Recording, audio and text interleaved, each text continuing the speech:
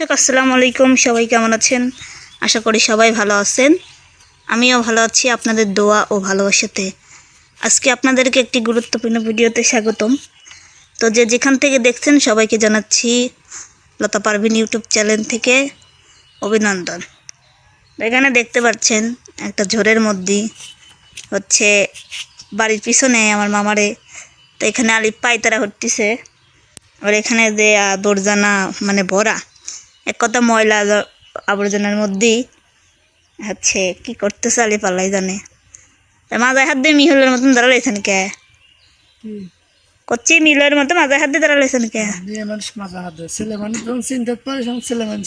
এদিক যান একটু, মানে কেমন দিন হচ্ছে ভিডিওটা। এদিক যান, এদিক সরে যান, ঝোরের মুখ যান। হ্যাঁ, এখন এনে কি করেন তাই করছি। জমি দেখিচ্ছি। ইয়ে জমি কিনে ফেলে দিলেন নাকি? হ্যাঁ, কিনে ফেল দিচ্ছি। কয় লাখ টাকা দিই? 10 লাখ। 10 লাখ জমি কিনে ফেলাইছে আলি, ঠিক আছে। না, এটা বাড়ি করুন। জমি কিনে বাড়ি করবেন এখন? না না, জমি কিনবো না। তা আপনি তো করছেন জমি, এখনো হয়নি। আপনি তো করছেন জমি কিনে তো লাগবে, থাকার জমি তো লাগবে, থাকার থাকতে গেলে লাগবে, বুঝুন। আসলে দর্শক আসল ঘটনা হয়েছে, আপনারা সবাই আপনি বসেন একটু, বসে কথা কানা। আমার কেমন দিন মাথা করতেছে ভিডিওর বেশি। বসেন বসেন, বসে পড়েন। হয়তো ভেঙে পড়েন আগে, সেই অগ্নি। দর্শক মূল কথা কন, মূল কথায় আসেন, বুঝছেন। সবাই জানেন যে লতার বাড়িতে থাকে না, ওখানে কোনো একটা অত্যাচারে জ্বালায় জ্বলতো নাই, কোনো একটাই অলরেডি জ্বালা যন্ত্রণাই থাকে না আর কি। সেই ঘটনার সেরে জন্য মামার বাড়িতে চলে যাচ্ছে, কিন্তু মামার বাড়িতে তো নাহলেও 3 মাসের মতো আমাদের থাকা হয়ে গেছে। এখন একটা বাচ্চা আছে। এগুলোর কথা আপনি বললে আপনারা বলেন যে আলিপের কি বাড়ি নেই, লতার কি শ্বশুর বাড়ি নেই, আলিপের তো বাড়ি ঘর সব আছে, ভেঙে বাংলেন ওটি নিয়ে যাওয়ার পারে না, আলিপ তো ওটি নিয়ে গেলেই তো হয়। অত মানুষের কাছে চাই কে, মানুষের কাছে এগুলো কথা বলে কি লাভ পায়? আপনারা বেশিরভাগ এরকম কথা বলেন। আছে, আমার সব আছে, শুধুমাত্র আমার দাদার নানি নাই, এছাড়া আমার বাড়ির সব আছে, বুঝছেন। এক কথায় ঘর বাড়ি জায়গা সম্পত্তি সব আছে।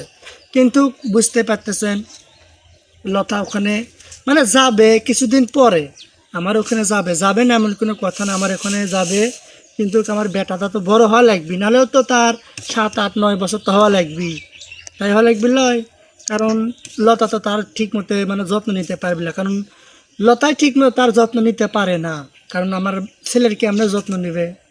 বুঝতে তো পারতেছেন যে নিজের সন্তানকে দেখা আর অন্য একজনকে, মানে আমার সন্তানকে আমি যতটুকু কেয়ার করব এতটুকু কেয়ার কিন্তু লতার মাও করবে না, কি আমার মাও কিন্তু করবে না, বুঝতে পারছেন। আমি যে কেয়ারটা করবো এই কেয়ারটা ছেলের নানিও করবে না, ছেলের দাদিও করবে না, বুঝতে পারছেন। এই জন্য আমি চাচ্ছি যে বাবুটা এখানে বড় হোক, তারপর ভাগ মতো পালে এখানে কি জমি কিনবো, না হলে আমার বাড়িতে যাবার। এখন তো জমি কিনা মতো কোনো আমাদের সামর্থ্য নেই। তাই আমার মামা শ্বশুরকে আমি বললাম যে মামা, এখন তো আমার বেটা হচ্ছে, তাও তো প্রায় 15 দিন হয়ে গেল, আমি এখন মানে কি করলে একটা ভালো হয় সেরকম আমাকে একটা সাজেশন দেন। তো আমাকে বললো জামাই, আমার ছেলেও বড় হচ্ছে, আমার মেয়েও বড় আছে, আমার মেয়ে বিয়ে দেওয়া লাগবে, ছেলেও বিয়ে করে নিয়ে আসবি।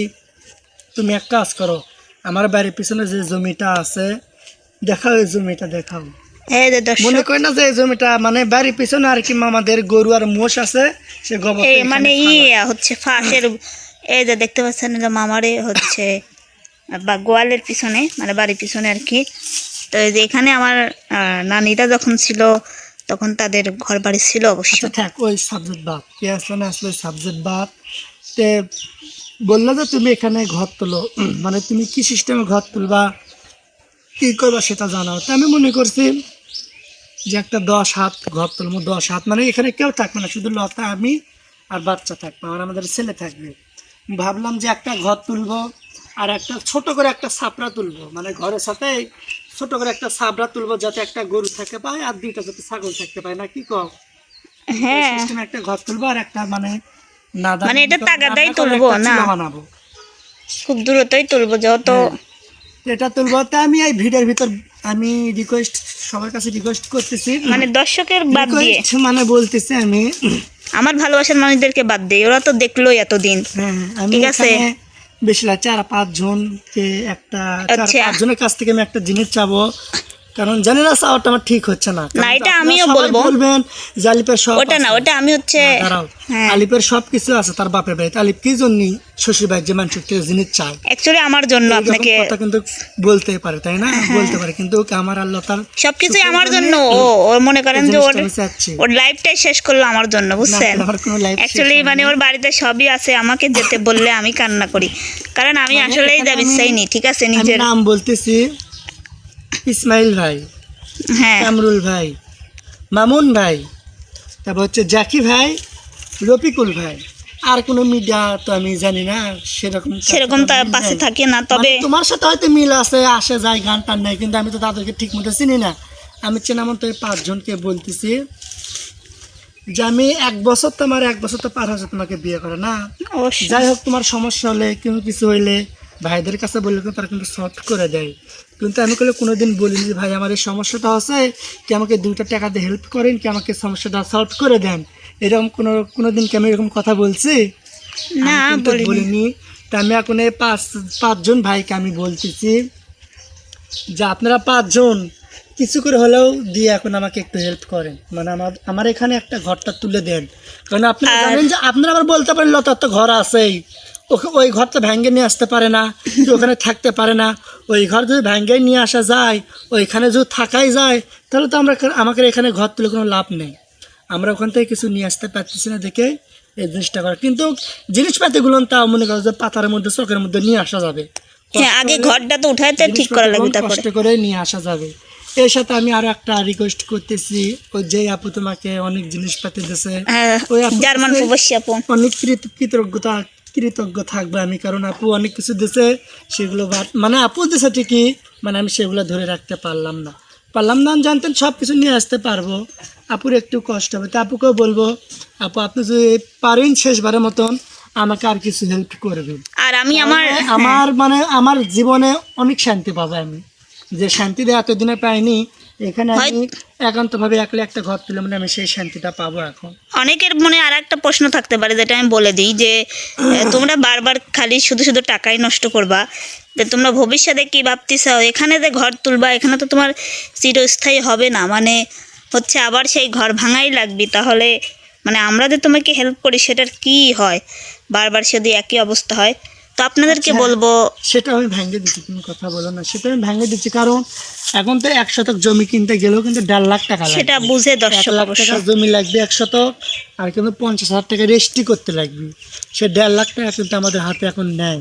তাই আমার মামা শ্বশুর বললো যে জামাই ভালো কি মন্দ, তোমার যতদিন জমি কেনার সামর্থ্য না হয় এতদিন তুমি আমার এখানে, তো এভাবে তুমি থাকো। মামা আমাকে বলে, তুমি বললাম আচ্ছা মামা ঠিক আছে, আমি আপাতত এখানে একটা ঘর তুলি, মানে আমার থাকার আমার মাথা গোছার মতো একটা জায়গা আমি করি, তারপর আমার যখন সামর্থ্য হবে তখন আমি 2 শতক সামর্থ্য হবে মানে করতে হবে অবশ্য, চ্যালেঞ্জ। যখন আমার 2 শতক 3 শতক জমি কিনে তো সামর্থ্য হবে, তখন আমি জমিটা কিনে এই ঘরটাই তখন ওখানে নিয়ে যাও তুলবো, মানে ঘর এখান থেকে ভেঙে নিয়ে যাও সেখানে তুলবো।